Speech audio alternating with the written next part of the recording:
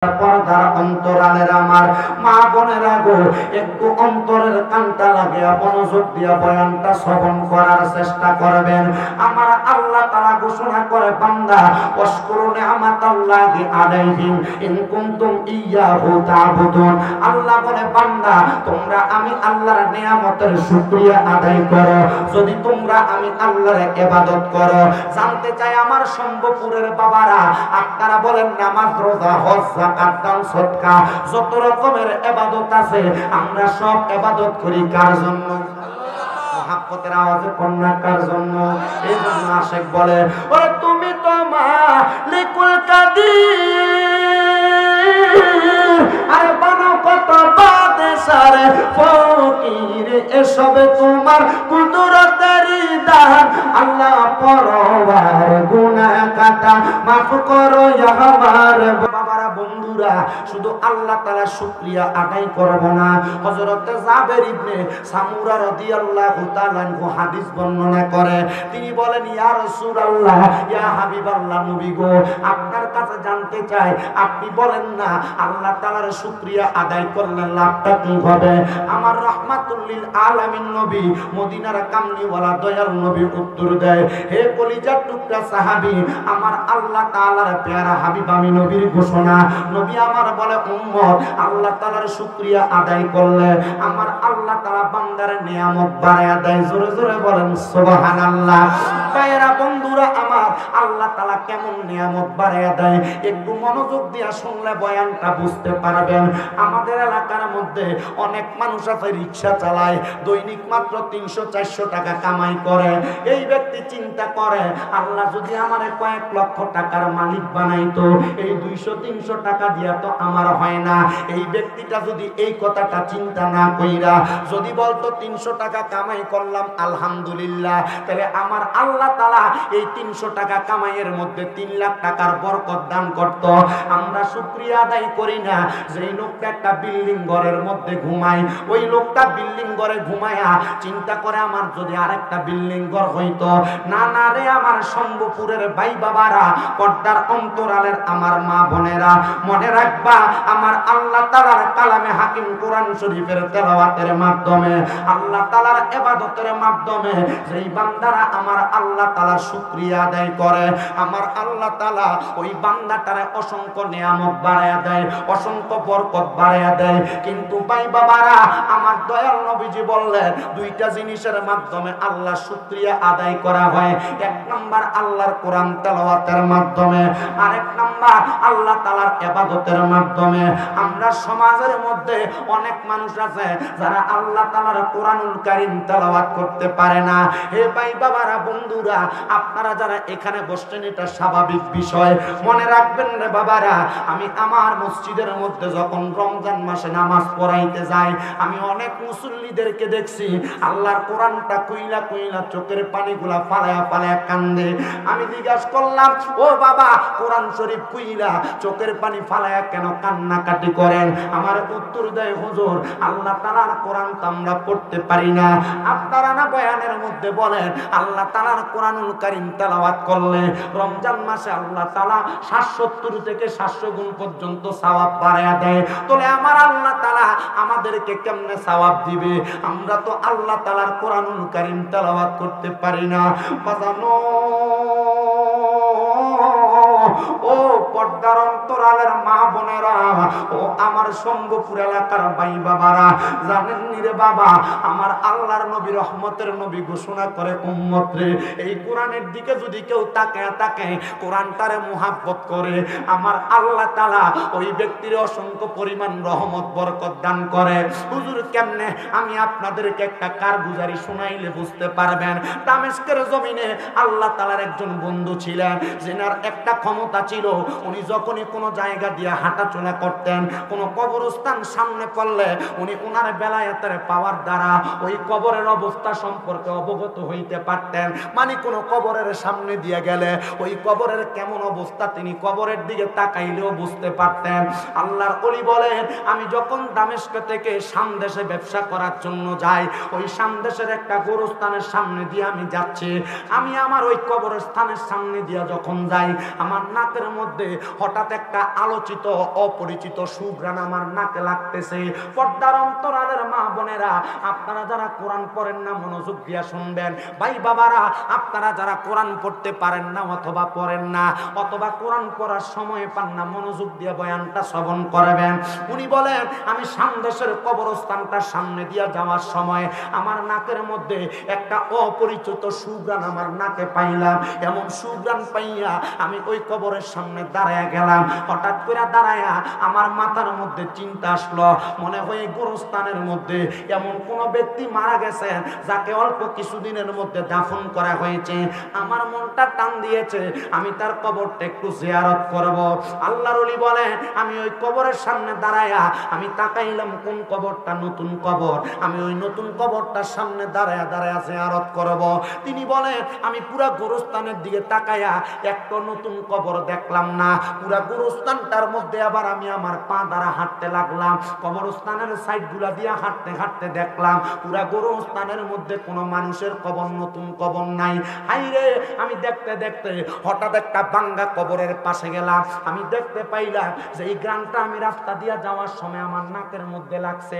এই গোরস্থান যেই কবরটা ভাঙ্গা, ওই ভাঙ্গা কবর থেকে আমার নাকের মধ্যে ওই সুঘ্রাণটা আরো বেশি লাগতেছে। আমি কবরস্থানটার সামনে দাঁড়ায়া রাস্তা দিয়ে মানুষ যখন হাঁটা চলা করে, একজন একজন করে জিজ্ঞাসা করলাম, হে এলাকাবাসীরা, তোমরা কি জানো এই কবরের মধ্যে যিনি শুয়া রয়েছে তিনার পরিচয়টা কি? মানুষ তো নতুন মানুষ, কেউ তো জানে না। সবাই বলে, হুজুর আমরা জানি না, পরিচয় দিতে পারবো না। হুজুর বারবার বারবার প্রশ্ন করে, কিন্তু হুজুর ওই পরিচয়টা জানে না। এবার ভিডিও করতেছে কিন্তু এবার ফাটতেছে না, ভিডিওটা হইতেছে না। একটু সিস্টেম করে দেন। না না হয় না, দেন একটু সিস্টেম করে দেন। কারণ এবার চিন্তা করতেছে ওয়াজটা রেকর্ড করে লয়ে যায়, নিলে একটু বাড়িতে রাখতে ঘুমানোর সময় শুনবেন, ঠিক না? আমি জানি, আর মোটামুটি আমি বয়স যদি আমার কম হয়, আমি চলি বুড়া মুরব্বীরা লগে। আমার এলাকার মোটামুটি বুড়া মুরব্বী যারা আছে তারা আমার খুব আদর করে। কারণ আমি দোয়ানে বইলে যদি এক লগে যদি 10-12 জন মুরব্বীও থাকে, আমি সব দিতে চা খাওয়াই। কি লেগে জানে? কারণ খাওয়াইলে কমে না। আমার আব্বা সবসময় যে মানুষের খাওয়াইলে কমতো না, এ লেগে আমি খাওয়াই। আমি আমার আব্বারও কইছি, দোয়ানে যদি 10-12 জন 15 জন দেখেন, সমানে চা খাওয়াইবেন। কি বলি মানুষের টিয়া এই কথা কই না, ঠিক না? এলে কাছে খাওয়াইবেন। আপনার কি কষ্ট হইতেছে? মনে রাখেন, মানুষ যখন বড় রুই মাছ দিয়ে ভাত খায়, এরপরে আর ওই বদা ফুটি মাছটি আর ভাল লাগে না। আর জোরে কোন আমিন। ছোট একটা কথা কই, একবার ভিক্ষা করবার লেগে গেছে। কি করবার লেগে? ভিক্ষা করতে গেছে যে এক 10 তলা বিল্ডিং, লগে দিয়ে এক ভাঙ্গা টিনের ঘর। ভাঙ্গা টিনের ঘরের সামনে দেখ আমার আল্লাহর হস্তে কটা ভিক্ষা দেবে। তো টিনের ঘরের মালিক বাইরে আর ফার্স্টে ভিক্ষা দিচ্ছে। কত? ফকির বেটা দোয়া করছে, ফার্স্টে। আচ্ছা, ফকির বেটা দোয়া করছে, আল্লাহ যে আমার 5টা টিয়া ভিক্ষা দিছে, তুমি তার লাখ লাখ টিয়ার মালিক বানাও। বেটা খুব খুশি হয়েছে, মাশাআল্লাহ আমার ভাঙ্গা টিনের ঘর লাখ লাখ টিয়ার মালিক বানাইলে আমার ঘরটা বিল্ডিং বানাইতে এরাম। বেটা খুশি হয়ে করে গেছে। লগে যে 10 তলা বিল্ডিং, 10 তলার সামনে গেছে, দেখো যে আল্লাহর হস্তে আমার কটা ভিক্ষা দেন। তো 10 তলার মালিক বাইরে তার ফার্স্টে ভিক্ষা দিছে। দোয়া করছে, আল্লাহ যে বেটা আমার 5টা টিয়া ভিক্ষা দিছে, তুমি তার লাখ লাখ টিয়ার মালিক বানাও। 10 তলা মালিক ধমক দেখ, কিতা তুই যে আমার লাগে লাখ টিয়ার দোয়া করলি, আমার বালি দেখছ? আমি কোটি টিয়ার মালিক না, তো আমার দোয়া তো এটা কাম হইতো না, এটা প্রমোশন হইতো না, ডিমোশন হয়ে দেবো গা। দোয়া ভালো করে কর। ও না, আপনার লোক বাংলার টিনের ঘর এবারে আমার লোক ফাঁসটিয়ে দিছে, আমি লাখ টিয়ার দোয়া করছি, তা আপনার লেগে আমি এত বেড়াই দোয়া করতে এলাম, যেমন টেহা এমন দোয়া। কথা আসলে কথা সত্য না, যেমন টেহা এমন দোয়া। বেটা দরে পকেট থেকে 500 টাকা নোট বের করে দিয়ে, বাবা একটু ভালো করে দোয়া করো। আপনারা এখানে যত মানুষ আছে, আমি তো মারহাবা সুবহানাল্লাহ কইতে কই, আপনারা জোরে কন না, আমরা বুঝা রাখেন। আপনারা সুবহানাল্লাহর আওয়াজ যত বেশি হইব, আমার ওয়াজ তত বেশি হইব। আওয়াজ অনুযায়ী ওয়াজ হইব, ওই যে টিয়া অনুযায়ী দোয়া, আপনার আওয়াজ অনুযায়ী ওয়াজ। একটু ডাইন হাত তুলে জোরে কোন আল্লাহু আকবার, দুইটা হাত তুলে কোন ইয়া রাসূলুল্লাহ, উচ্চ কণ্ঠে কোন ইয়া ওলি আল্লাহ। আল্লাহ কবুল করুক, আমিন করুন। গাউসিয়া মাইকেল আমার পছন্দ হিসাবে, তার আউট ভোকালের সাউন্ড একটা, এ ভোকালের সাউন্ড একটা। মাশাআল্লাহ মাইকের সাউন্ড সুন্দর। ওই আউট ভোকালে যেমন একটা কড়া সাউন্ড ছিল, একবার কান্ডা ফালে ফাটাইল। আল্লাহ কবুল করুক, আমিন করুন। কথা কোন জায়গায় ছিলাম? মানুষের খাওয়াইলে জোরে কয় না দিই ছোট্ট ছোট্ট ফুচকা ফোলাবেন এদের মাদ্রাসার ছাত্র এরা জিগেন যে বলে কেমনে কমে না তুমি কত দেখবেন হাদিস শোনায় আপনারে লা ইয়ারহামুল্লাহু মান লা ইয়ারহামুন নাস যে ব্যক্তি মানুষের প্রতি দয়া করে না মহান আল্লাহ তার প্রতি রহম করে। তো আলহামদুলিল্লাহ মাহফিল কমিটি আপনাদের জন্য সুন্দর তাবারুকের ব্যবস্থা করছে। আমি যদি ওয়াজটা ধরি ওয়াজটা শেষ করব আপনারাও বইবেন ইনশাল্লাহ দেখবেন যেটা রাস্তাঘাটে ঘুরে ওয়াজের ধারাবাহিকতায় আবার আইয়া সব নিরাল বইবে। মোটামুটি চা খাওয়ানোর দরকার লাগে না, আবার মাঝে মাঝে অনেকে সিগারেট টিকেটও খাওয়ানো লাগে না যায় না আব্বা এটি খাইয়েন না। আল্লাহ রসুল বলছেন দুনিয়ার জমিনে যদি তোমরা জাহান্নামী মানুষের পরিচয় জানতে চাও এদের দিকে তাকাও কিয়ামতের আগে যাদের মুখের ভিতরে আগুন দেখা যায়। আচ্ছা মুখে আগুন খায় কার কার আপনি বুঝছেন এটা মাশাআল্লাহ আল্লাহ কবুল করো আমিন করো। যারা খায় তারা নিজের কপাল নিজে খায় আল্লাহ এগুলোর থেকে আমরা হেফাজত করুক আমিন জোরে করে আল্লাহ আর জোরে কোন আমিন। আমার বাবারা বন্ধুরা গভীর মনোযোগ অন্তরের কান লাগা ওই আল্লাহর ওলি বলে কবরের সামনে দাঁড়ায় দাঁড়ায় আমি প্রশ্ন করলাম ও এলাকাবাসীরা তোমরা কি বলতে পারবা এই কবরের মধ্যে যিনি আছে এই লোকটার পরিচয় কি? সবাই বলে হুজুর না আমরা বলতে পারবো না। এবার এমন কথা বারবার বলার সাথে সাথে একজন দাড়ি পাকা মুরব্বী রাস্তার কিনার দিয়ে হেঁটে যাচ্ছেন জিজ্ঞাসা করতেছে আল্লাহর বান্দা আপনি কি বলতে পারবেন আমি যে কবরটার সামনে দাঁড়িয়ে রইলাম এই কবরের মধ্যে যিনি বসে শুয়ে আছেন এই কবরের যিনি বাসিন্দা তিনার পরিচয় কি? উনি বলেন এমন কোন মহৎ ব্যক্তি নয়, আমাদের এলাকার সামান্য একজন কৃষক ব্যক্তি, আমাদের এলাকার সামান্য একজন কাঠুরিয়া ব্যক্তি, যেই ব্যক্তি জঙ্গলের মধ্যে কাঠ কাটত। কেন গো আপনি কেন তার পরিচয় সম্পর্কে জানতে চান? আল্লাহর উনি বলে বাবা আমি অন্য কোনো কারণে তার পরিচয় জানতে চাই না। কেন কোন কারণে পরিচয় জানতে চান? উনি বলেন আমি তার পরিচয়টা জানলাম, আপনি কি তার বাড়ির ঠিকানা আমাকে প্রদান করতে পারবেন? আল্লাহ পাকের বন্ধু তিনি এই কথা বইলা বাড়ির ঠিকানা নিয়ে চলে গেলেন সামদেশের বড় মসজিদের পাশে, যে তার বাড়িটার খোঁজ খবর নিতেছেন। এবার সব বাড়ির মধ্যে খবর নিলেন এমন কোন ব্যক্তির ঘর কি সামদেশের মধ্যে আছে যেই ব্যক্তি জঙ্গলে জঙ্গলে কাঠ কাইটা তারা হাত জোগাড় করত, কোন ঘর থেকে কোনো জবাব আসে না। উনি বলেন আমি নিরাল একটা ঘরের সামনে যা দাঁড়াইলাম, যেই ঘরের দরজাগুলো বন্ধ, আমি ঘরের দরজার সামনে দাঁড়ায় সালাম প্রদান করলাম, আসসালামু আলাইকুম ওয়া রাহমাতুল্লাহ, আসসালামু আলাইকুম ওয়া রাহমাতুল্লাহ, আসসালামু আলাইকুম ওয়া রাহমাতুল্লাহ। তিনবার সালাম দিলাম কিন্তু আমার সালামের জবাব পাইলাম না। আল্লাহর নবীর মিশকাতুল মাসাবির বাবু সালামের অধ্যায়ের মধ্যে হাদিস বর্ণনা, বেশি উপরের পাঁচ লাগবে না, মাদ্রাসার 5-9 হাদিসের কিতাবের মধ্যে পড়ায় বাবু সালাম অধ্যায়ের মধ্যে কোন মানুষের ঘরের দরজার সামনে যাইয়া যখন আপনি 3বার সালাম দিবেন যদি জবাব না দেয় আপনি তাহলে তার ঘরের মধ্যে আপনি প্রবেশ করতে পারবেন না। আর কোন মানুষ যদি নিজের ঘরের মধ্যে প্রবেশ করে সেই জন্য তার ঘরের মধ্যে প্রবেশ করার সময় সালাম দিয়ে প্রবেশ করে। ইয়া রাসূলুল্লাহ কেন গো, কেন নবী আপনার কাছে জানতে চাই? নবী আমার বলে যদি ওই ঘরের মধ্যে কোনো খারাপ জিনের আসর থাকে তাহলে তার সালামের কারণে ঘর থেকে খারাপ নিয়তগুলো দূর হয়ে যায়। নবী গো সালাম দিলে তো জবাব দেওয়া ওয়াজিব হয়ে যায়, তাহলে এই ঘরের মধ্যে তো কোনো মানুষ থাকে না, তার সালামের জবাবটা কে দেয়? রহমতের নবী বলে উম্মত তার পক্ষ থেকে ফেরেশতারা সালামের জবাব প্রদান করে দেয়। জোরে জোরে পড়েন সুবহানাল্লাহ। আল্লাহর ওলি ডাক দিয়ে বলেন আমি ওই ঘরের দরজার মধ্যে 3বার সালাম দিলাম কিন্তু আমার সালামের জবাব কেউ দেয় নাই। আমি আবার পেছনের দিকে ফিরা আমি সামনের দিকে হাঁটতে লাগলাম, হাঁটতে হাঁটতে যখন আমি কয়েক কদম চলে গেলাম আমি হঠাৎ করে শুনতে পাইলাম একটা মহিলা কণ্ঠে আওয়াজ আসতেছে ওয়া আলাইকুমুস সালাম ওয়া রাহমাতুল্লাহি ওয়া বারাকাতুহু। ওই সালামের জবাবটা পাইয়া আমি আর পেছনের দিকে তাকাইলাম না, আমার দ্বিতীয়বার সালামের জবাব দেয় ওয়া আলাইকুমুস সালাম ওয়া রাহমাতুল্লাহি ওয়া বারাকাতুহু। আমি এবার দ্বিতীয়বার সালামের জবাব পাইয়া আমি আর তার দিকে ফিরলাম না, তৃতীয়বার আমার সালামের জবাব দেয় ওয়া আলাইকুমুস সালাম ওয়া রাহমাতুল্লাহি ওয়া বারাকাতুহু। আমি 3বারও তাকাইলাম না, কারণ আমি তার 3বার সালাম দিলাম, সে আমার সালামের জবাব দেয় নাই, এজন্য আমি 3বার তার সালামের জবাব পেয়ে তার দিকে ফিরলাম না। কিন্তু চতুর্থবার সে আমার সালামের জবাব দেয় না, আমার উল্টে সালাম প্রদান করলেন, আসসালামু আলাইকুম ওয়া রাহমাতুল্লাহ। আমি আবার সালামটা পায়া আমি বুঝতে পারলাম যেই ব্যক্তি আমার 3 বার সালামের জবাব দিল এবং পরবর্তীতে আমি সালামের জবাব পায়া তার দিকে না তাকানোর কারণে সে আমার সালাম দিল, সে এখন আমার কাঁধের মধ্যে একটা বোঝা তুলে দিছে। কারণ সালামের জবাব দেওয়া হলো ওয়াজিব। আমি যদি তার সালামের জবাব না দেই তাহলে আমি গুনাহগার হয়ে যাব।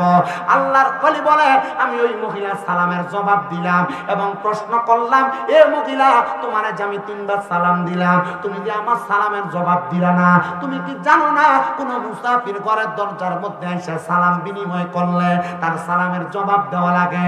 মহিলা বলে, হুজুর আমার বেয়াদবি মাফ করবেন গো হুজুর, আমি জানি আল আদাবু খায়রুম মিনাজ যাহাবি ওয়াল ফিদ্দাতি, আদব হলো স্বর্ণ এবং রূপার চাইতে উত্তম। হুজুর স্বর্ণ রূপা দোকান থেকে বাজার থেকে স্বর্ণ কাঠ থেকে কিনা যায়, কিন্তু আদব কোনোদিন বাজার থেকে ক্রয় করা যায় না। আদবটা স্বর্ণ এবং রূপার চাইতে উত্তম। হুজুর আপনার কাছে জানতে চাই, আমি যে আপনার সালামের জবাব দিতে পারি নাই, আপনি কি আমার কাছে কারণটা জানতে চাইবেন? হুজুর আবার কারণ বলতেছেন মহিলাটা, হুজুর আপনি যখন প্রথম আমার সালাম দিলেন আমি তখন 2 রাকাত নামাজরত অবস্থায় আমি তাশাহুদ করতেছিলাম। আপনি যখন আমার দ্বিতীয়বার সালাম প্রদান করলেন আমি দুরূদ শরীফ পড়তেছিলাম। তৃতীয়বার সালাম দিলেন আমি দোয়ায়ে মাসুরা পড়তেছিলাম। আমি নামাজটা শেষ করে আমি আপনার সালামের জবাব দিতে দেরি হয়ে গেছে। হুজুর আপনি আমার প্রতি কোনো রাগ করবেন না। হুজুর আপনার গলার আওয়াজ শুনে আমি বুঝতে পারলাম আপনি মনে হয় এই এলাকার কোনো বাসিন্দা না, কোথা থেকে আসছেন আগন্তুক মুসাফির। আপনি কেন আমার ঘরের দরজার সামনে সালাম বিনিময় করলেন? হুজুর বলে, মা আপনি মহিলা মানুষ, আপনার সঙ্গে বেশি কথা বলা যাবে না, কারণ মহিলাদের গলার আওয়াজ পুরুষ মানুষ শোনা তার জন্য হারাম হারাম হারাম। আর আমরা সমাজের বেডিয়ায় যখন এলাকায় ফুটরে ডাক দেয় নয়ন কইরে, একবারই ডাক দিলে 3 বারই পর্যন্ত শোনা যায়। কথা কন্যা ঠিক কিনা? শুধু তাই নয়, শুধু তাই নয় রে বৈরবের সম্ভবপুরের বাবারা, আমরা সমাজের মধ্যে পুরুষ মানুষ নারীদের গলার চিকন আওয়াজ শুনলে তার কাছে বড় ভালো লাগে। আবার এই মাহফিল কমিটি বড় ভালো কমিটি, এদেরকে দেখে আমার বড় ভালো লাগছে। আমরা সমাজে অনেক জায়গার মধ্যে রজব মাসটা আসলে খাজা করিবেন ওয়াজের নাম দিয়ে মাহফিল করে, কিন্তু এমন ওয়াজ মাহফিল করে না, এরা আইনা পিছন দিয়ে উরুস মোবারক নাম দিয়া বেডি না চায়। আপনারা কোন এমন বেয়াদব সমাজে আছে না নাই? আল্লাহর পছন্দ সম্ভবপুরের বাবারা, এরা কখনো সুন্নি না, এদের সাথে সুন্নিয়তের কোনো সম্পর্ক নাই। এরা ভণ্ড, এরা ভণ্ড, এরা ভণ্ড, আর এদের কারণে সুন্নিয়তের বদনাম হয়। মনে রাখবারে বাবারা, যেই জায়গার মধ্যে বেরিয়ে দিয়া নাচায়, বেরিয়ে দিয়া গান করায়, এরা কখনো ইসলামের ভালো চায় না। এরা ইসলামের নাম দিয়া আল্লাহর ওলির উরুস মোবারকের নাম দিয়া ভণ্ডামি করে, আল্লাহর ওলির উরুস মোবারককে পুঁজি বানায়। আল্লাহর কসম করে বলি, যেই জায়গায় জায়গায় মাজারগুলা ভাঙ্গা হইতেছে, এটার জন্য মাজারওয়ালারা দায়ী না, এটার জন্যই মাজারের বন্ড খাদেমরা দায়ী। বলে হুজুর কেন কেন?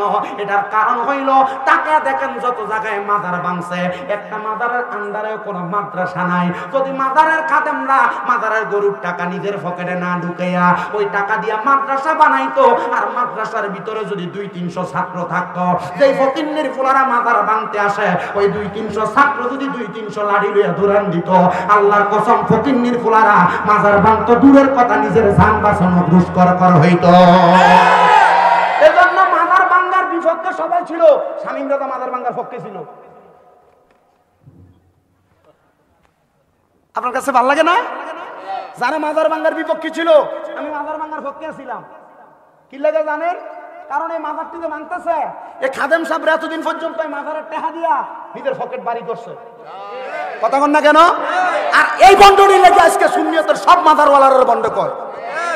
আপনার ঠিক আছে না মহিদিয়া? কথা বুঝতে পারছেন আপনারা? মাজারের আল্লাহর ওলিরা তো হক নিয়া আপনার কষ্ট হইতেছে, অসুবিধা হইতেছে আপনারা? কথাগুলো কি সত্য না বাস্তব? না বাস্তব, 100% বাস্তব। আপনি কোন যে বল হুজুর অবাস্তব, 100% বাস্তব। আবার আমি আবার যখন মাজারটা ভাঙ্গে, আমি তখন কইছিলাম বইন ফুতায় মাজার ভাঙতাছে কথা সত্য, তোরা দিয়ে মাজারের উপরে ইটটি ভাঙ্গো, মাজারের ভিতরে যায় মাজারের আয়না গ্লাসটা ভাঙ্গো, পারলে মাজারের যে জায়গা পর্যন্ত আল্লাহর ওলিদের মাটি দেওয়া হয়েছিল এর দূর পর্যন্ত ভাঙ্গে দেখা। কথা দি কয় না দি, এর দূর পর্যন্ত বাংলা না বলতাম যে তুই মারফু, অন্তত বলছি তুই মার ফুট না, তুই 10 বেটার ফুট। ঠিক কিনা? 10 বেটার ফুট মানে বুঝেননি?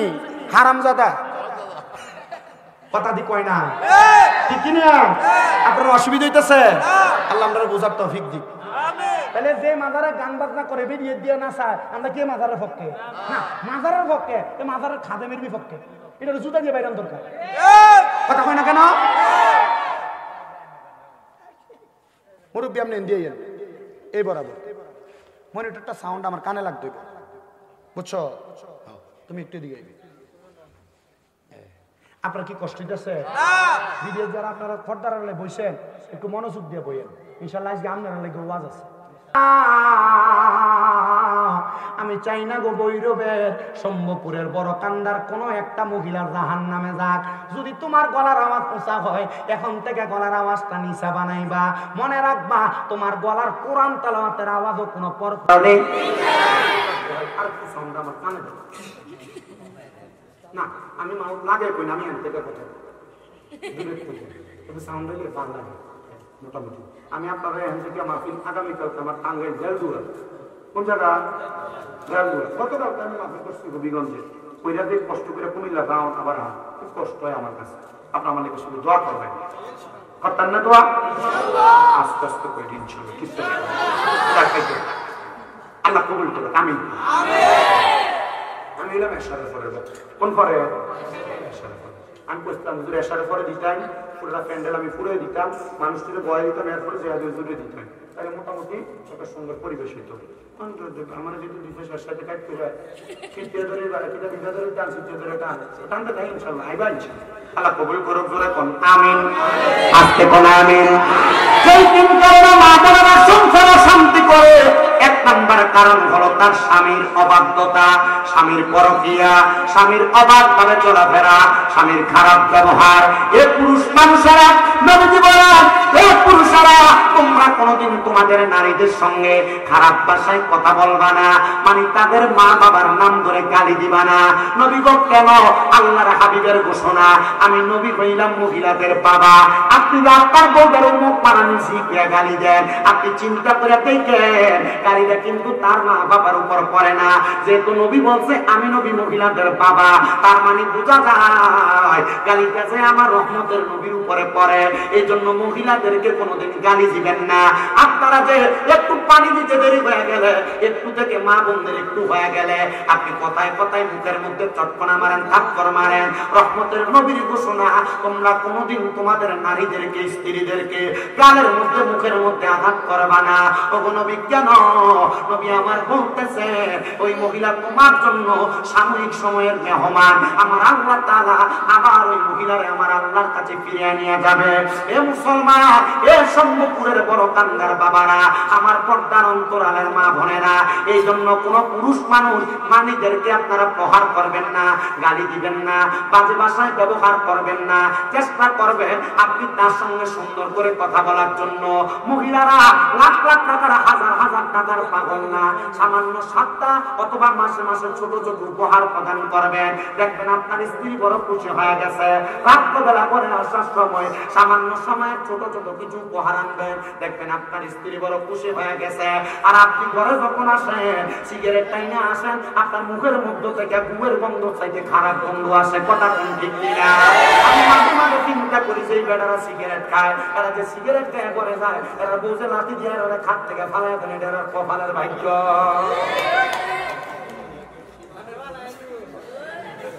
তখন আপনার কি অসুবিধা দিতেছে? ওয়াজ করবো ইনশাল্লাহ।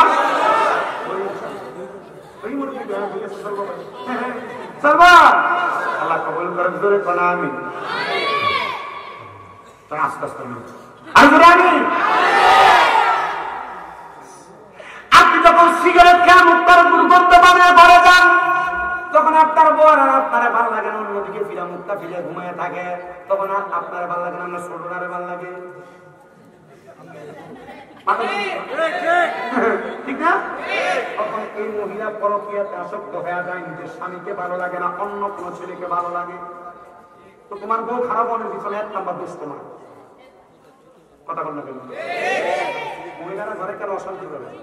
কারণ আমি কইতেছি আপনার অসুবিধা হইতেছে তিনটা কারণ আমি বের করছি এটা কিন্তু কেউ কইছে আমি বের করছি তাই করে আমি বুঝলাম দেন আপনার এই সমস্যাগুলো আছে কিনা পুরুষ মানুষ নিজের স্ত্রীর সঙ্গে সংসার করতে করতে যখন তিক্ত হয়ে যায় তখন তার স্ত্রীর সামনে সে ভাবির প্রশংসা করে অন্য কোন নারীর প্রশংসা করে মনে রাখবেন একটা মহিলা কখনো তার স্বামী বা অন্য কোন পুরুষকে দিতে চায় না অন্য কোন নারীকে দিতে চায় না এই জন্য কখনো আপনি আপনার স্ত্রীর সামনে পরনারীর প্রশংসা করবেন না পরনারীর কথা মুখে আনবেন না তাইলে দেখবেন আপনার সংসারটা এটা সংসার না এটা জাহান্নাম হয়ে গেছে না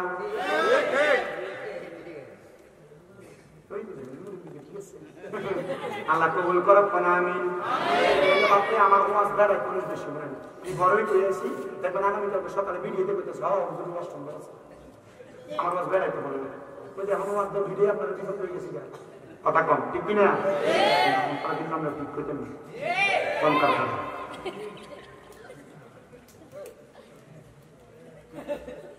আপনাদের আসেন আমার কাছে ভালো লাগে কারণ এই দাড়ি পাকা মুরব্বী দ্বারা রহমতের নবীর ঘোষণায় দাড়ি পাকা মুরব্বীরা বট গাছের ছায়া যেমন দাড়ি পাকা বয়স্ক বাবারা এরা কিন্তু বট গাছের ছায়ার মতো এরা মরে গেলে গা আপনি মনে করেন না দামে লেগে ভালা আপনার দুয়ার একটা বান্ধার মধ্যে চলে গেছে এটা কবর চলে আপনি বোঝেন না কিন্তু আপনি বুড়া মানুষ দেখলে বুড়া মানুষের ক্ষেত্রে দিয়ে হয়ে পড়ে বুড়া মানুষ আপনার কোনো পরামর্শ দিলে বলছেন আপনি শুনছেন আপনি বুঝেন না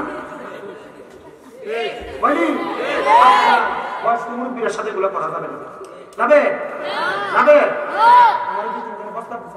তোমার মসজিদের সভাপতি বানাইতে এটা মানে তো আমারও সভাপতি বানাইতে কি লেগে কোন তারা যে উন্নতি হবে তার না বুঝছি তোমরা টেহা দিতে হবে সভাপতি বানাইতে এলাকার বুড়ারা বানাও এরা থেকে পরামর্শ লো আর যারা যারা টেহা দেশের মালিক এরা আইন উপদেষ্টা কমিটি বানাও তোমরা তো বুঝো না তোমরা টেহা দ্বারা মানুষ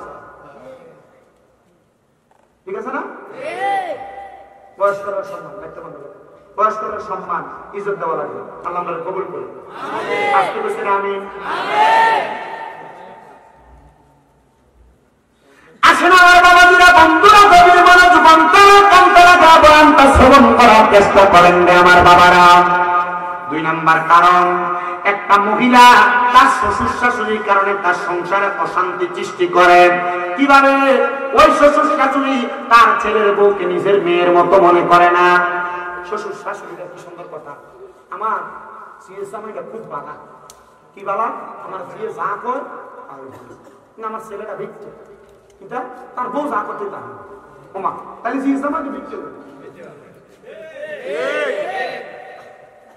বেড়ে আপনারা শুনেন শ্বশুর শাশুড়ি যারা আছেন আপনারা আপনাদের ছেলের বউদেরকে নিজের মেয়েকে যেমন ভাবে লালন পালন করতেন এমন ভাবে লালন পালন করবেন মনে রাখবেন কখনো আপনি আপনার ছেলের বউটাকে অন্যভাবে লালন পালন করার চেষ্টা করবেন না দেখবেন যখন নিজের কন্যার মতো আপনি আপনার ছেলের বউকে লালন পালন করবেন তখন আপনার ছেলের বউটা আপনাকে নিজের মায়ের মতো মনে করবে কিন্তু আমাদের সমাজের মহিলারা এগুলা করতে চায় না তারা মনে করে ছেলের বউকে এবং ছেলেকে তাদের মতো ছেড়ে দিলে মনে হয় আমার ছেলেটাকে নষ্ট করে ফেলবে না না না মনে রাখবেন এই পরিবারটা সুন্দর একটা সাবলীল ভাবে চলবে আর তিন নাম্বার কারণ একটা মহিলা তার মায়ের কুপরামর্শে তার স্বামী সংসারে অশান্তি তৈরি করে হুজুর কেন এটা কিন্তু মহিলারা বিশ্বাস করতো না মানতো না মনে রাখবেন মা আপনি হয়তো করেন না তবে আপনার জাল করে আপনার জাল হয়তো করেন না আপনার পার্শ্ববর্তী ঘরের মহিলা করে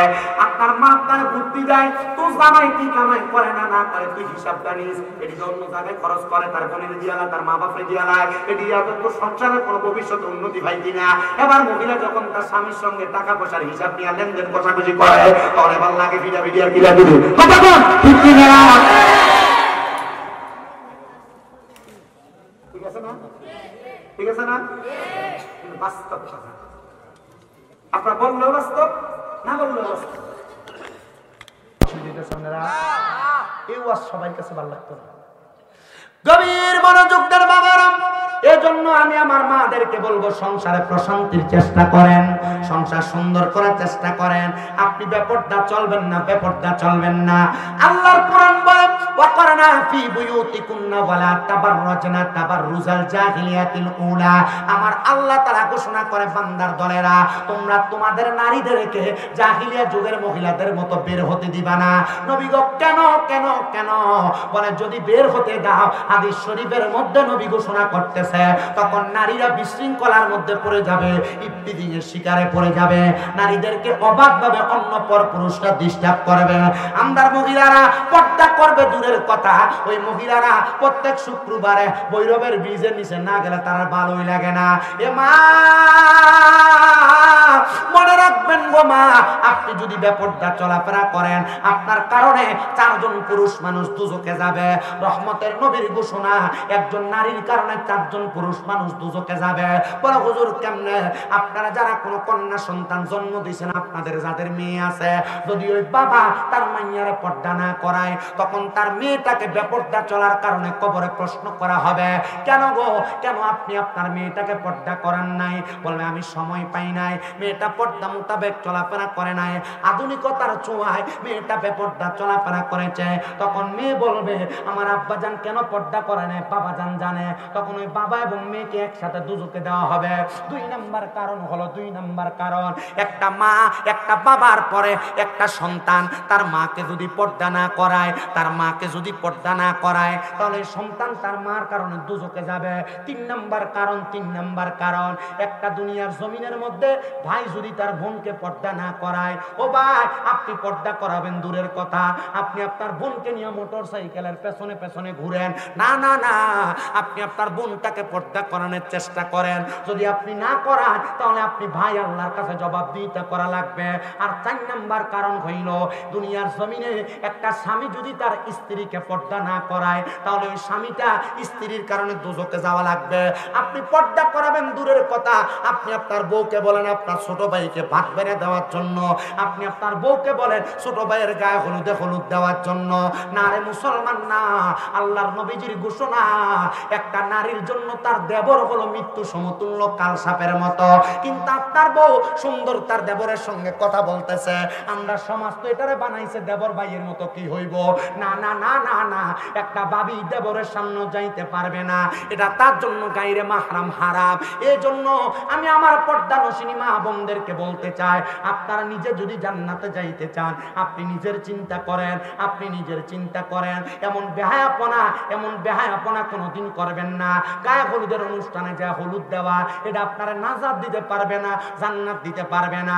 এজন্য সবার কাছে আবদার, আপনি যদি দুনিয়া জমিনের মধ্যে চলাফেরা করেন, মনে রাখবেন, মনে রাখবেন, মনে রাখবেন মা, কলাটাকে সুইলা যদি রাস্তায় ফেলে দেওয়া হয় কেউ খাবে না, কিন্তু কলাটার উপরে যদি কলার কাবারটা তাকে সবাই নিয়ে নিয়ে খাবে। মনে রাখবেন, রাস্তার খোলামেলা মেয়েটারে সবাই পছন্দ করে, বিয়ে করার সময় কিন্তু সাবলীল সুন্দর পর্দাওয়ালা মাইয়াটারে টোয়া।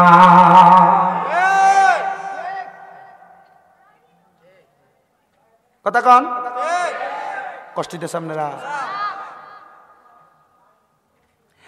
আমার বাবা, আমি কি অনেক ওয়াজ শুরু করছি? ওয়াজ হইছে, আমি ওই জেনে যাইয়া খুতবার ভিতরে ওয়াজ ডাইরেক্ট টান দিয়ে লাইছি। জিকির আজকার মিলাদ শরীফ কিছুই পড়ছি না, জিকির করতা। যদি আপনারা কন করাম, আমার কি তা জানি একটা কাগজ দিছে, কে কই দিছে কাগজ? আলাই দিছে নাকি? ওই না না, এনে আমারে কইছে আমি একটা শান গাইতাম, আমি কম ইনশাল্লাহ। আপনারা আসেন না ইনশাল্লাহ? আল্লাহ যেন কবুল করে, জোরে কোন আমিন, মোহাব্বতের আওয়াজে কোন আমিন। এই জন্য বাবাজিরা পর্দা করানোর চেষ্টা করবে, আপনি আপনার নারীটাকে এমনি এমনি ছাইরা দিয়েন না। তো যেই কথা থেকে আলোচনার ধারাবাহিকতার মধ্যে আসতেছিলাম, ওই মহিলাটারে আল্লাহর ওলি ডাক দিয়ে বলতেছেন, মা আপনার গলার আওয়াজটা বেশিক্ষণ শোনা যাবে না, কয়েকটা প্রশ্ন করব, আপনি প্রশ্নের জবাবটা দিবেন, তারপর আমি আপনার কাছ থেকে বিদায় নিয়ে চলে যাব। মা, এ মা, আপনি বলেন আপনার স্বামী কি একজন কাঠুরিয়া? মহিলা কয়, হুজুর হ্যাঁ। এ মা, আপনি বলেন না আপনার স্বামী অনেক দিন হয়েছে ইন্তেকাল করেছে? বলে হ্যাঁ। মা গো মা, আপনার স্বামী যে ইন্তেকাল করেছে, আপনার স্বামীর এমন কোন আমল আছে কিনা যে আমলের কারণে আমার আল্লাহ তাআলা আপনার স্বামীকে মাফ করে দিতে পারে? মহিলা ডাক দিয়া কয়, হুজুর আমার জামাই তো ছিল একজন মূর্খ মানুষ, এমন কোন আমল তার জীবনে ছিল না তবে একটা কথা আমি আপনাকে বলতে পারি, আমার স্বামী যখন রাত্রবেলা বাড়িতে আসতো, সন্ধ্যাবেলা জঙ্গলে কাঠ কাইটা বাড়িতে আসতো, আমি তাকে দেখতাম আমার স্বামীটা বাড়িতে আইসা কাঠ বিক্রির টাকা দিয়া কিছু আটা আনতেন, কিছু চাউল আনতেন, কিছু জব আনতেন, আর আমাকে বলতেন এগুলা রেডি করার জন্য, খাবার রেডি করার জন্য। তিনি এই সময়টা উজু বানাইয়া নামাজের মুসল্লাটা বিছায়া আল্লাহর কোরআন শরীফ হাতের মধ্যে নিয়া আমি দেখতাম আমার স্বামী শুধু চোখের পানি ফালায়া ফালায়া কান্দে। ফটো ওয়াজ কি বুঝে আসতেছে? আমি ডাইনে বামে যাচ্ছি, আমি ওয়াজ করবো সব মিলে 1 ঘন্টা 20 মিনিট। এই 1 ঘন্টা 20 মিনিট আপনাদেরকে যা দিব আপনারা তাই নিয়ে যাবেন। আমি আশা করতেছি এই পর্যন্ত যতগুলো কথা বলছি যদি আপনারা রেগুলারতে আপনাদের সমাজে, আপনার পরিবারে, আপনার ঘরে বাস্তবায়ন করেন, এক একটা ঘর জান্নাতের বাগান হয়ে যাবে। না সুবহানাল্লাহ, যে আওয়াজটা দিছেন এটা আনুনা আওয়াজ হচ্ছে, একটু মোহাব্বতে ঠিক কিনা? কোরআন শরীফ না পড়তে পারলো কেমনে সওয়াব পাওয়া যায়, এটা শুধু বাইরে করে দিতেছি। আল্লাহ আমরারে বোঝার তৌফিক দেখ, জোরে কোন আমিন। মরণের আগে এই জিনিসটাকে আমরা একটু চিন্তা করা দরকার, ঠিক কি না? একটু মোহাব্বতে কোন আমার মরণের কতদিন বাকি আমি জানিলাম না গো আল্লাহ, মরণের কতদিন বাকি আমার, মরণের কতদিন বাকি আমি জানিলাম না গো আল্লাহ, মরণের কতদিন বাকি আর আজরাইল আসিয়া যখন হস্তে দিবা ধরিয়ে, কখন আমার মনাবাই করবে লুকা চুরি আমি জানিলাম না গো আল্লাহ, মরণের কতদিন বাকি আমার, মরণের কতদিন বাকি আমি জানিলাম না গো আল্লাহ, মরণের কতদিন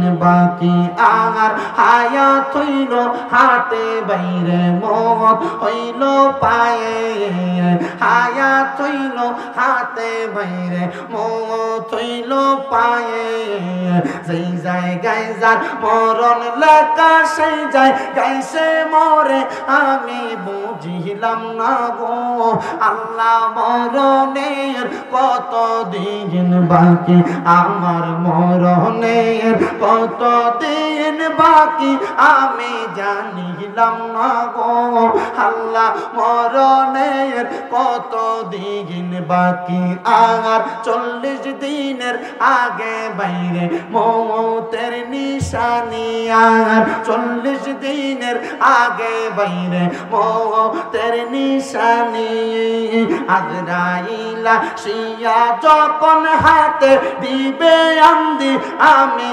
বুঝিলাম না গো আল্লাহ, মরণের কতদিন বাকি আমার, মরণের কতদিন বাকি আমি জানিলাম না গো আল্লাহ, মরণের কতদিন বাকি বাইরে 40 পারা কোরআন তুমি রাইখো মনে, তো কোন জায়গায় কোন হরফ লেখা সেই জায়গায় তা হয় আমি বুঝিলাম না গো আল্লাহ, মরণের কতদিন বাকি আমার, মরণের কতদিন বাকি আমি জানিলাম না গো আল্লাহ, মরণের কতদিন বাকি।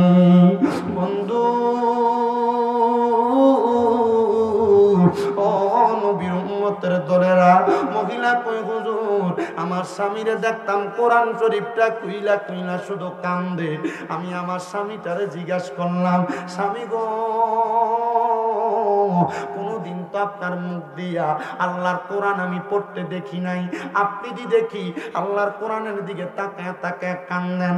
আমার স্বামী আমারে জবাব দেয়, স্ত্রী আমি যদি আল্লাহর কোরআনটা পড়তে পারতাম আমি কি আল্লাহর কোরআনের দিকে তাকায় তাকায় কান্দতাম? আমি ইমাম সাহেবকে জিজ্ঞাসা করছি, হুজুর আমি তো কোরআন পড়তে পারি না। হুজুর আমার বলছে আমি যেন কোরআনের দিকে তাকায় তাকায় মুহাব্বত করি, এই জন্য না আমি আল্লাহর কোরআনটারে কুইলা কুইলা তাকায় তাকায় কান্দি। হুজুর কয়, মা ঠিক আছে আমি আমার প্রশ্নের জবাব পেয়ে গেছি। ওই মহিলা ঘরে আল্লাহর উনি চইলা গেছেন। আল্লাহর উনি কয়, আমি যাইয়া 2 রাকাত করে 4 রাকাত 3 সেরা 12 রাকাত তাহাজ্জুদের নামাজ পড়লাম। তাহাজ্জুদের নামাজ পড়া আমি আমার আল্লাহর কাছে কান্নাকাটি করতে লাগলাম। মনিব যেই লোকটা কোরআন জানতো না, হাদিস জানতো না, দুনিয়াতে কোনো ইবাদত করতো না, এই লোকটার কবর থেকে কেমনে এত সুন্দর সুঘ্রাণ আসতে পারে? আপনি বলেন না গো আল্লাহ। উনি বলেন আমি আল্লাহর কাছে কানতে কানতে নামাজের মুসল্লাটার মধ্যে আমার চোখটা বন্ধ হয়ে গেছে। এমন টাইমে আমি দেখলাম গো সাদা রঙের একজন পোশাকওয়ালা একজন ব্যক্তি আমার সামনে দাঁড়ায় গেছে। আমি জিজ্ঞাসা করলাম, কে গো আপনি?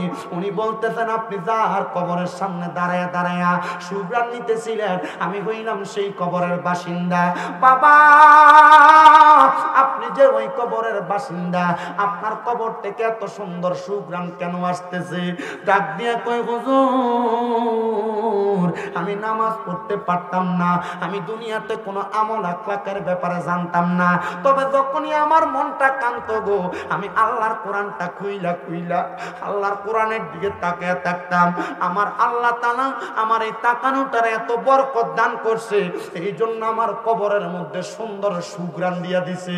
চিন্তা করছো নি রে বৈরবের বাবারা, চিন্তা করছো নি রে বৈরবের মা বোনেরা, তুমি কোরআন পড়তে পারো না বিদায় কোরআন খোলো না, তুমি কোরআন পড়তে পারো না বিদায় কোরআন ধরো না। কিন্তু আল্লাহর বান্দা পড়তে পারতো না, আল্লাহর কোরআনের দিকে তাকায় তাকায় শুধু কান্নাকাটি করছে। এই কান্নাকাটির কারণে আমার আল্লাহ তাআলা তার অসংখ্য বরকত দান করছে, কবর থেকে সুঘ্রাণ দান করছে। হে বাবাজিরা পারলে দেন আপনার পাওটা আমার সামনে দেন, আমি আমার জিহ্বাটা দিয়ে আপনার পাওটা পরিষ্কার করে দেই। তবু আদা করে যুবক ভাইরা কোরআন পড়তে পারো আর না পারো আল্লাহর কোরআনটারে পড়ার চেষ্টা করবা। মনে রাখবেন রে মুরব্বী বাবারা, আপনি যে আপনার সন্তান তার সকালবেলা মক্তবে না পাঠাইয়া কোরআন না শিখাইয়া কান্দের মধ্যে 1.5-2 কেজি ওজনের কিন্ডার গার্ডেনের ব্যাগ দিয়ে কিন্ডার গার্ডেনে পাঠাইয়া দেন। নবীজির হাদিস শরীফ পড়ে দেখলাম কোন মা বাপ যদি তার সন্তানকে কোরআন না শিক্ষা গ্রহণ করায়, ওই সন্তানটা ইন্তেকাল করার পরে ফুলসেরাতের কিনারে তার প্রশ্ন করা হবে আর বলা হবে কোরআন তেলাওয়াত করার জন্য। সন্তান বলবে আমার মা বাবা আমারে কোরআন শিখায় নাই। ওই সন্তানের জবাবে তখন তার মা বাপকে সন্তানের সামনে আনা হবে, তুমি কেন তোমার সন্তানকে কোরআন শিখাও নাই? সন্তানের বাবা বলবে বিদেশ থাকার কারণে আমি তারে কেয়ার করতে পারি নাই। সন্তানের বাবা বলবে ঢাকায় চাকরি করার কারণে সন্তানকে আমি দেখাশোনা করতে পারি নাই। সন্তানের বাবা বলবে এই সন্তানটা আমি চাইছিলাম ডাক্তার ইঞ্জিনিয়ার বানাবে, এই জন্য আমি সকালে মক্তবে পাঠাইতে পারি নাই। ও বাবা, ও আমার এই সম্ভবপুরের বাবারা, বড় কান্দার বাবারা, তখন ওই আব্বা জানটাকে বলবে তুমি তোমার সন্তানটার যেহেতু কোরআন পড়াও নাই, আসো আমার সামনে আসো। ওই বাবারা হাতগুলারে লম্বা করে দিয়া ফুলসের হাতের এক পারে দিবে, পা গুলারে আরেক পারে দিবে। যেই সন্তান বাবার গায়ের সাথে পাও একবার লাগলে 3 বার সালাম করে, ওই সন্তানকে বলবে বাবার বুকের মধ্যে পাড়া দিয়া ফুলসের হাত পার হও। চিন্তা করে দেখেন আপনার ছেলে আপনার বুকে পাড়া দিয়া ফুলসের হাত পার হবে যদি আপনি আপনার সন্তানটারে কোরআন না শিখান। অনেকে মনে করছে আমার মা বাবা আমারে কোরআন শিখায় নাই, এটার জন্য আমার মা বাপ দায়ী। মনে রাখবা তুমি প্রাপ্তবয়স্ক হওয়ার পরে যদি তুমি নিজ দায়িত্বে কোরআন না শিখো, যখন তুমি তোমার আব্বার বুকে পাড়া দিবা তখন তোমার আব্বা সহ তুমি জাহান্নামের হাবিয়া স্থানের মধ্যে পড়বা। এ বাবা, এ পর্দার অন্তরালের মা, যদি দুনিয়াতে কোনো কিছু করতে চান সন্তানটাকে আপনি কোরআনওয়ালা বানান, সন্তানটাকে আল্লাহর কোরআন শিক্ষা গ্রহণ করান। এ বাবা, হে আমার শম্ভুপুরের বড় কান্দার বাবারা, দুনিয়ার জমিনে মা বাপ মনে করে সন্তান তাদেরকে অত্যাচার অনাচার করে না। এ মা বাবা, আপনি যদি আপনার সন্তানটাকে সুন্দর, একবার চুপ থাকতে হবে আব্বা।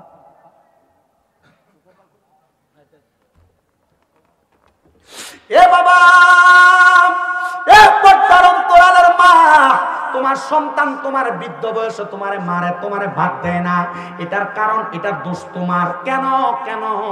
আল্লাহর নবী বলতেছে দুনিয়ার জমিনের মধ্যে একটা সন্তান জন্ম দেওয়ার পর মা বাবার দায়িত্ব শেষ না। একটা সন্তান জন্ম দেওয়ার পর মা বাবার ছয়টা দায়িত্ব।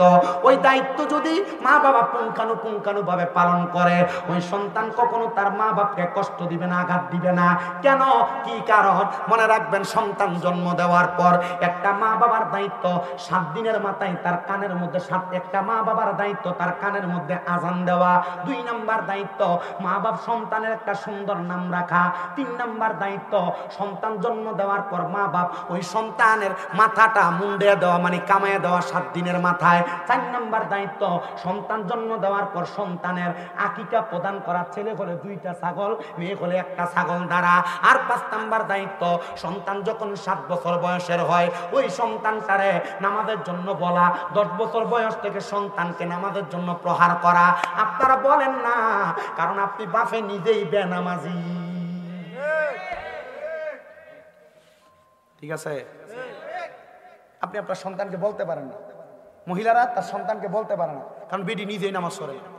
আগে মুরব্বীরা সকালবেলা বাড়ির সামনে দিয়া নামাজ পড়ে যাওয়ার সময় মহিলাদের গুনগুন গুনগুন কোরআন তেলাওয়াতের আওয়াজ শুনতো। আরন কালা না, আপনারা ঠিক করছেন না? জোরে ঠিক করলে না বাইক গেলে ধরবো। তুমি ঠিক করতে, তোমার গলা আওয়াজ যখন ছিলাম তুমি ধরে কথা কান্না কেন? ঠিক লগে লগে করতে হবে, ঘরে গেলে তো না দেখবি বাসি করে। আল্লাহ আমরারে বোঝার তৌফিক দান করুন। জোরে কোন আমিন। আস্তে কইছুন। কি রে 1 ঘন্টা হয়ে গেছে? মাশাআল্লাহ।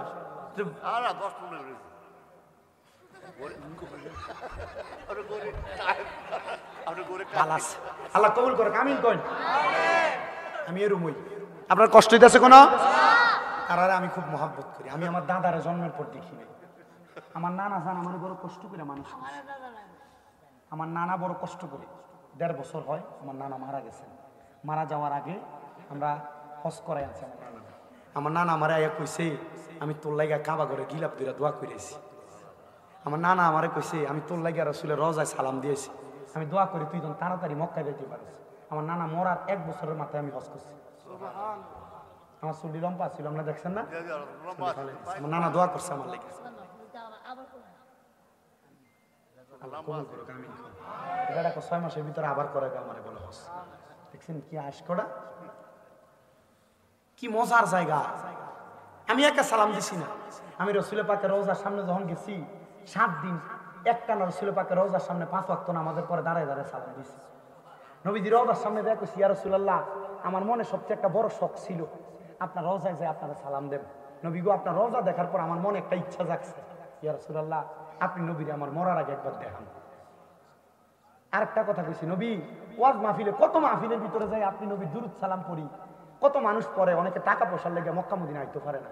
নবী গো, তারা মরণের আগে একবার মক্কা মদিনা আইনেন, আনিলে আপনার দিদার দিয়ে। আমি এই দোয়াটা আল্লাহর কাবা ঘরের সামনে দিয়ে করছি। কাবা ঘরে গিলাপটা ধরে কইছি, আল্লাহ আপনার কাবা ঘর কত শান্তির জায়গা। মানুষ শম্ভুপুরের মসজিদে নামাজ পড়লে 1 ওয়াক্ত পড়লে 1 ওয়াক্তের সওয়াব পায়, কিন্তু আল্লাহর কাবা ঘরের সামনে যাইয়া 1 ওয়াক্ত নামাজ পড়লে 1 লক্ষ ওয়াক্তের সওয়াব পায়। শম্ভুপুরের মসজিদে 1 ওয়াক্ত নামাজ পড়লে 1 ওয়াক্তের সওয়াব পায়, কিন্তু আল্লাহর কাবা ঘর মদিনা শরীফ, নবীজির মদিনা শরীফে যে নামাজ পড়লে 1 ওয়াক্ত নামাজ পড়লে 50,000 ওয়াক্তের সওয়াব পায়। আমি কইছি ইয়া রাসূলুল্লাহ আপনি আপনার গোলামদার এই জায়গায় নিয়ে যান। এই আমরা কি যাইতে চাই না? যাইতে চাই না? খুব মজার জায়গা। আপনার কাছে 2-3 লাখ টাকা হইলে আপনি খেতে দিয়া বন্ধে দিয়া 1 ঘন্টা জায়গা কিনে রেখে দেন, ব্যাংকে নিয়ে রেখে দেন টিয়ারা। শান্তির জায়গা, মজার জায়গা। যুবক ভাইরা কক্সবাজার যাওয়ার লেগে 10-15 হাজার টাকা বাজেট করে বিঠা। আল্লাহকে কয়টা টাকা মিল কইরা মক্কা মদিনা যাওয়ার নিয়ত করো, দেখবা বাংলাদেশের কথা তোমার মন হই পড়ে না মদিনা গেলে। পর্দার অন্তরালের মা বোনেরা বছর বছর জামাইয়ের কাছে 1 ভরি 2 ভরি স্বর্ণের ওজনের চেইন চায়। মা স্বর্ণের দাম অন বালা, 1 ভরি বেচ চালাও। এই স্বর্ণ কয়না তুমি মরার পরে তোমার জিফুতে ভাগ করে লয়ে দেবো, কবরে দিত না গোমা, ওই 5 টুকা কাপড়ে দিত। 1 ভরি বেচা জামাই হাতে টিয়াটা তুলে দিয়ে কও তোমার কাছে তো কিছু চাইছি না, এই টেহাটা দিয়ে আমার মক্কা মদিনা পাঠাও। আল্লাহর কসম ঘুরাইয়া তুমি হেনে যাই আমি স্বামী রাজার লেগে দোয়া করবা। হে বাবারা, আপনার জায়গা সম্পত্তি জিফুতে দিয়ে দেবেন, 1 কোনা দিয়ে বেচেন। বেচ্চা মক্কা মদিনা যান, আল্লাহর কসম কি শান্তি সে জায়গায়, আপনি গেলে বুঝবেন।